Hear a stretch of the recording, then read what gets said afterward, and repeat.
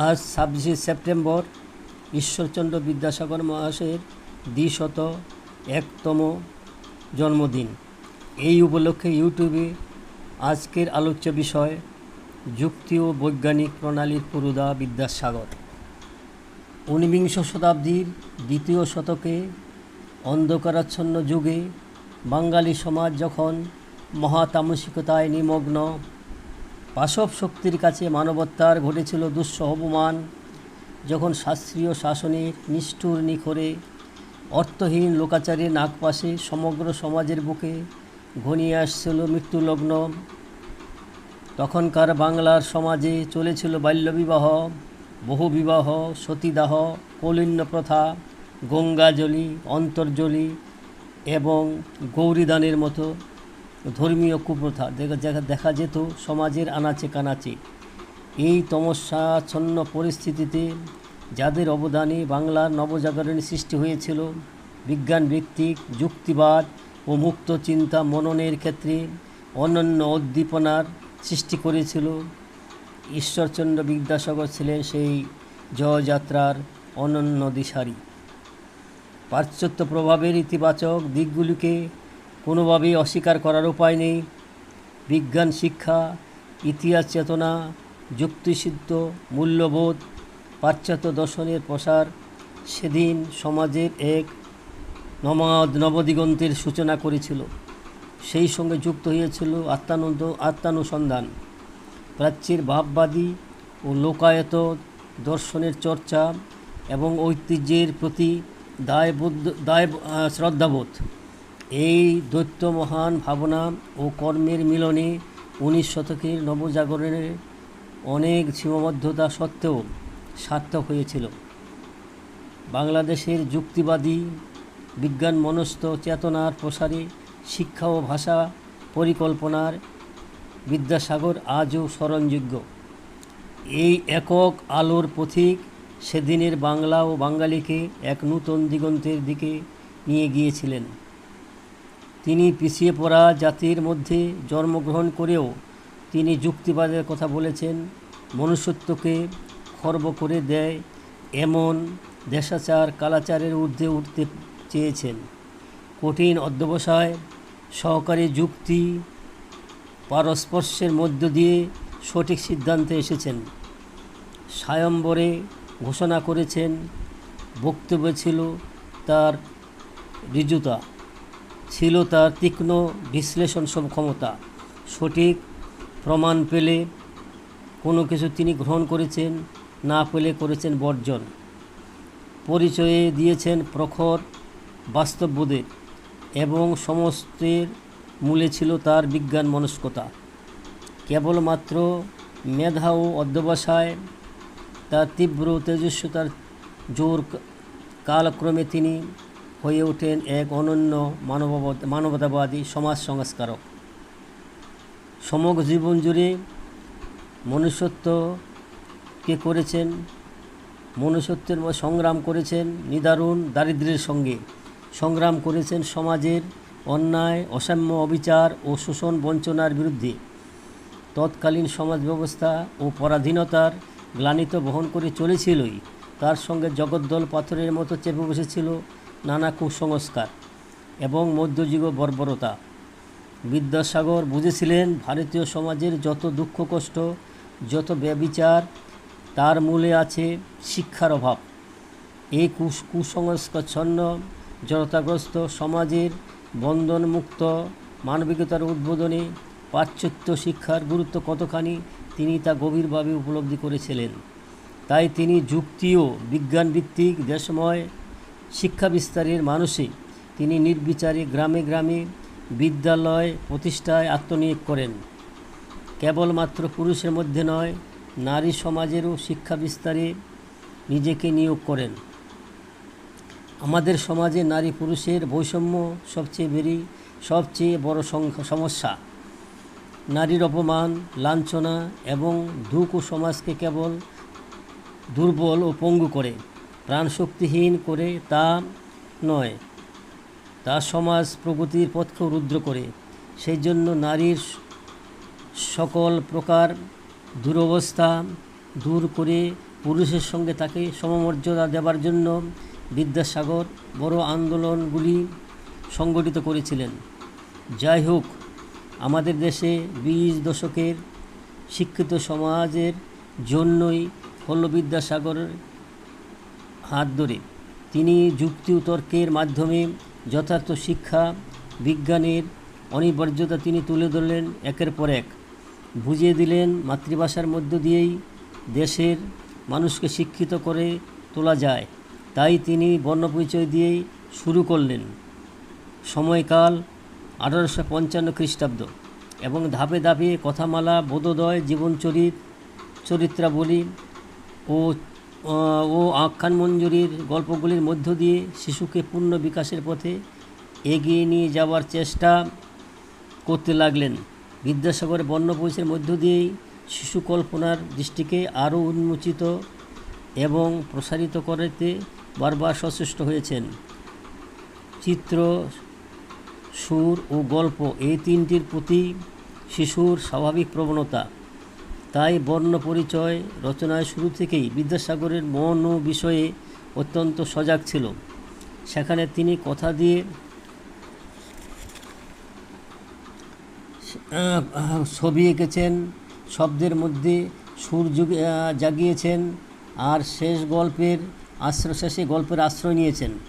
শিশুর মনে অক্ষরের পরিচয় ঘটানোর সুবাদে তিনি বেছে নিলেন তাদের দেখা আম, আনারস, লিচু, ওল, খরগোশ, ঘোড়া, গরু প্রভৃতিকে। অচিন্তে শিশুর মনে উকি দিল অজগর, আ চিনতে সে আম চিনল, ক চিনতে কোকিলকে দেখল, খরগোশকে দেখে সে খ চিনল। এই যে সুন্দর পত্রী বিদ্যাসাগর বেছে নিলেন তা সত্যি অভিনব এবং এক কথায় বিজ্ঞানমনস্ক। বহু যুগ ধরে সমাজে প্রচলিত কুলীন ব্রাহ্মণের বহুবিবাহ, বাল্যবিবাহ এবং বিধবা বিবাহ নিষিদ্ধ, এই 3 সামাজিক কুসংস্কারের বিরুদ্ধে তিনি লড়াই করেছিলেন এবং বিজ্ঞানমনস্কতা না থাকলে তা সম্ভব হতো না। ধর্মীয় সংকীর্ণতা, জাতপাত, মূর্তি পূজা, আত্মা, পরজন্ম ইত্যাদির মতো বহু যুগলালিত মানবতা বিরোধী ও প্রগতি বিরোধী ধ্যান ধারণার বিরুদ্ধে মানসিকতা, বিজ্ঞানমনস্কতা না থাকলে এমনই গড়েও ওঠে না। বালবাহিল্য বিদ্যাসাগর নিজেই বিজ্ঞানমনস্ক করে তুলেছিলেন। রাজা রামমোহনের অক্লান্ত প্রচেষ্টায় 1832 খ্রিস্টাব্দে 11ই জুলাই লন্ডনের প্রিভি কাউন্সিলে এর রায় অনুসারে সতীদাহ নিষিদ্ধ হয়। ফলে দেশে বিধবাদের সংখ্যা বাড়তে থাকে। কৌলীন্য প্রথার কল্যাণে তাদের মধ্যে বেশিরভাগই ছিল বাল্যবিবাহ। অনেকের বয়স 10-এর নিচে। তখন এদের পুতুল খেলার বয়স। স্বামীর মৃত্যুর পরে এদের শাঁখা সিঁদুর ভেঙে পরানো হতো সাদা থান। সারা জীবন নিরামিষ ভোজন। যে কোনো মাঙ্গলিক অনুষ্ঠানে এদের প্রবেশ অধিকার নিষেধ ও তৎসহ একাদশী ও অবচিতে নিরম্ব উপবাস এইসব ছিল তাদের জীবনের অঙ্গ। ঈশ্বরচন্দ্র বিদ্যাসাগর সেই অভাগী বিধবাদের ব্যথাদীর্ণ বেদনার উপর অশ্রু বর্ষণ করলেন এবং ক্ষতস্থানে বুলাইয়া দিলেন সমবেদনার শীতল করপর্শ। ন্যায় বিচারের আশায় চিরনিপীড়িতা, অত্যাচারিতা, বঞ্চিতা, হতভাগীদের করুণ কাহিনীর অন্তরালে আর্জি পেশ করিলেন মানবতার বিচারালয়ে। বিদ্যাসাগর বিধবা বিবাহ প্রবর্তনের জন্য যে প্রচেষ্টা, তার অন্যতম একটি ধারণা ছিল তিনি গোপন ব্যভিচারের স্রোত বন্ধ হবে। জনস্বাস্থ্যের এটা একটা দিক তো বটেই। স্বাস্থ্য মানে শুধু শারীরিকভাবে সুস্থ থাকাই নয়, মানসিকভাবেও সুস্থ থাকা, সামাজিকভাবে সুস্থ থাকা। তাছাড়া তিনি অবশ্যই চেয়েছিলেন নারী জাতির দুঃখ লাঘব করতে। মানবাধিকার, সমান অধিকার, মানবাধিকার ইত্যাদি নিয়ে তার অসংখ্য লেখা রয়েছে। তিনি নারী পুরুষের জন্য অজস্র চিন্তা করেছেন। তাহলে এই যে জাতির স্বাস্থ্য ভালো থাকতে পারে না, এই জন্য বিধবা বিবাহ প্রবর্তনের সঙ্গে সঙ্গে তিনি বৈজ্ঞানিক দৃষ্টিভঙ্গি ও যুক্তি ও তর্কের মাধ্যমে বহুবিবাহ রদ করার জন্য আন্দোলন করেছেন। প্রসঙ্গত উল্লেখ, বঙ্কিমচন্দ্রের মতো উচ্চশিক্ষিত সাহিত্যিক বরাবর বিদ্যাসাগরের বিধবা আইনের ও বহুবিবাহ নিরোধক প্রস্তাবের বিরোধিতা করেছিলেন। সমাজে কুপ্রথার শিকড় কতদূর পর্যন্ত গেড়ে বসতে পারে এবং তা উপড়ে ফেলা কত শক্ত, এ তার একটা প্রধান প্রমাণ। বিদ্যাসাগর শুভঙ্করী পুস্তিকায় প্রথম সামাজিক লেখা বাল্যবিবাহের দোষ প্রকাশিত হয়। জনস্বাস্থ্যের দিক দিয়ে নাতিদীর্ঘ এই প্রবন্ধটি অত্যন্ত মূল্যবান এবং তার প্রখর বিজ্ঞান মনস্কতা ও যুক্তিতর্কের ভিতর দিয়ে বাস্তব জ্ঞানের পরিচয় দেয়। জনস্বাস্থ্য আন্দোলনে এখনও এ লেখায় একটি অন্যতম হাতিয়ার হিসাবে কাজ করতে পারে।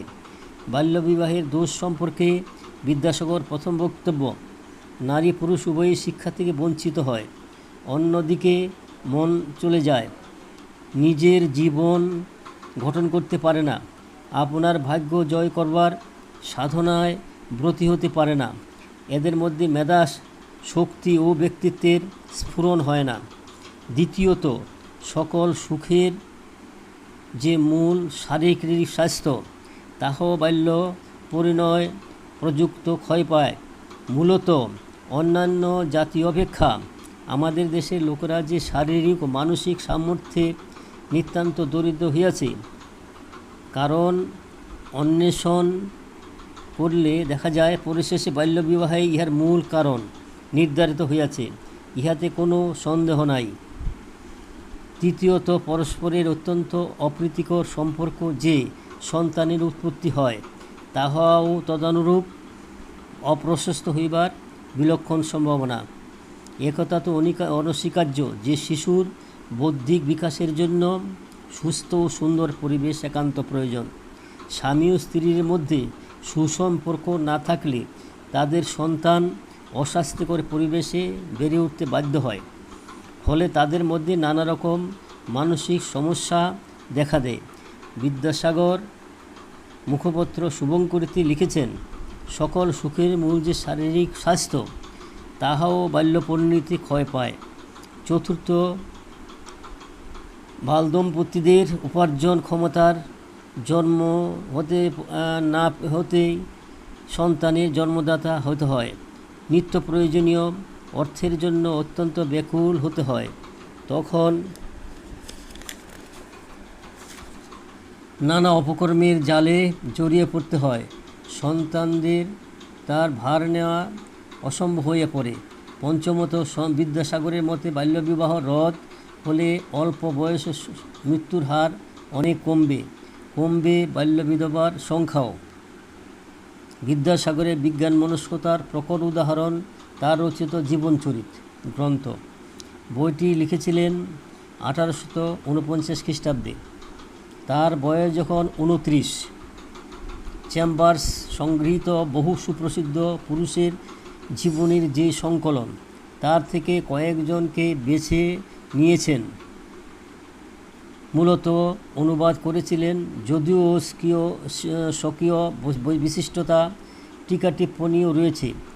এই বইয়ে বেছে নিয়েছেন বেশিরভাগ বিখ্যাত সব বিজ্ঞানী এবং তাদের অনেকে প্রচলিত ধর্মের বিরুদ্ধাচরণ করেছিলেন, কারণ সত্য তাদের কাছে ছিল সবথেকে বড় ধর্ম। প্রচলিত তথাকথিত অভ্রান্ত ধর্মশাস্ত্রের বিধান না মেনে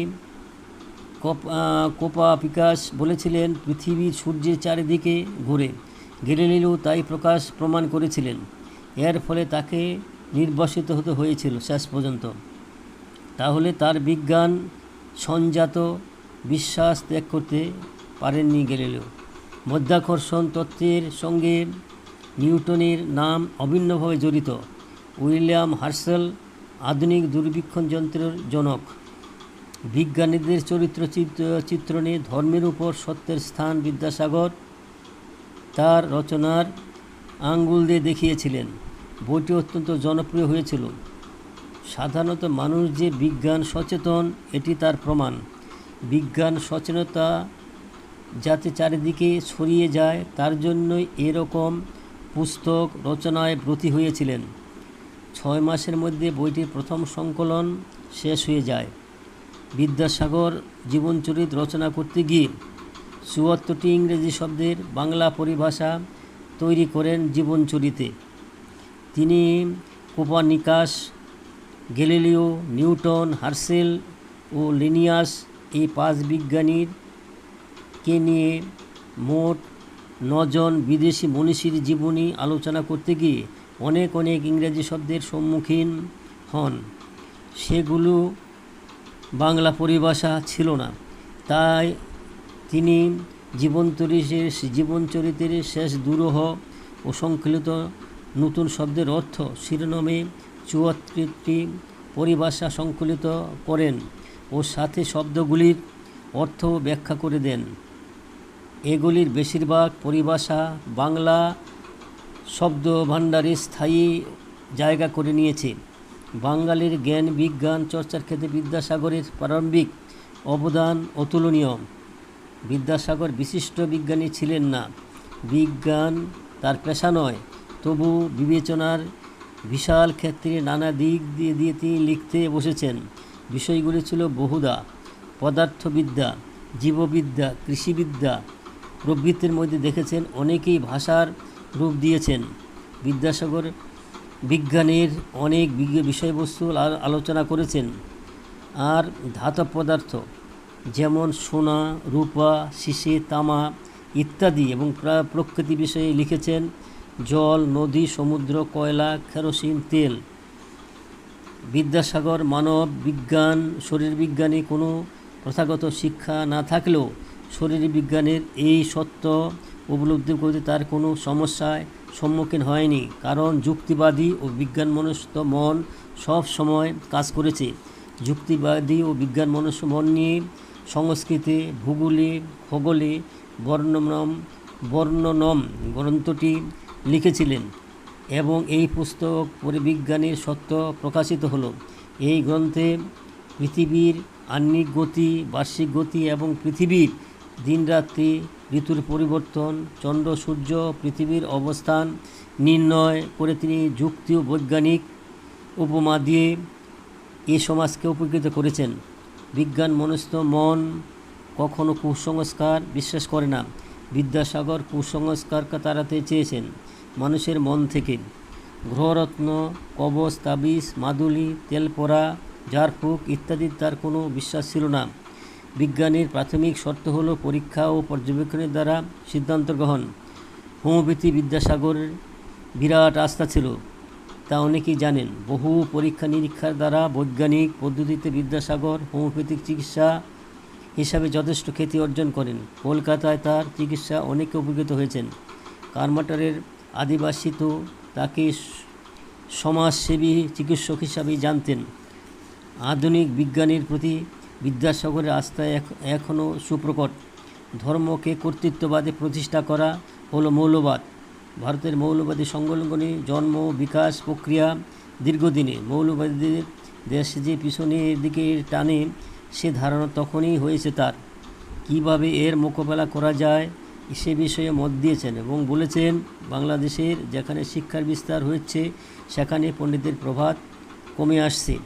দেখা যাচ্ছে বাংলার আদিবাসীরা শিক্ষা লাভের জন্য অত্যন্ত ব্যগ্র। হাজার জনসাধারণের জন্য শিক্ষার বিস্তার এই এখনই আমাদের প্রধান প্রয়োজন। বিজ্ঞান মনস্ক মন কুসংস্কার বিশ্বাস করে না।